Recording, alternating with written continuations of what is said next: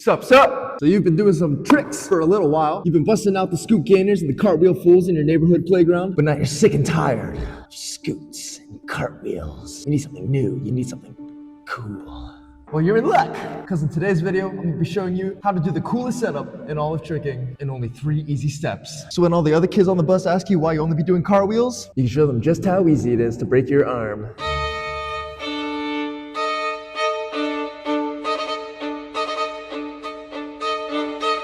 Before you start learning the touchdown rise, make sure you have the following. Tornado kick. Once you've made sure you can tornado kick, you are now ready to proceed to Step 1. In order to begin learning the TDR, you're going to start by turning your tornado kick into what's known as a lazy boy. To perform a lazy boy, you're going to focus on pushing your hips out throughout the motion instead of throwing a round kick.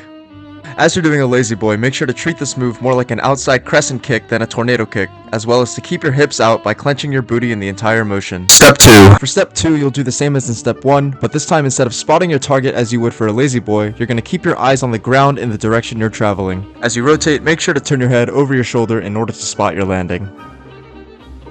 As you get better at this move, dip your head and chest lower as you kick your leg higher in order to perform the rise. Step 3. The final step is to take what you learned in Step 2 and slowly turn it into the touchdown rise by sticking your left arm out and gradually making contact with the ground. As you get more comfortable reaching for the ground, continue the process by reaching earlier with each attempt. Don't forget to keep your eyes on a fixed point on the ground in front of you and to spot the ground as you rotate.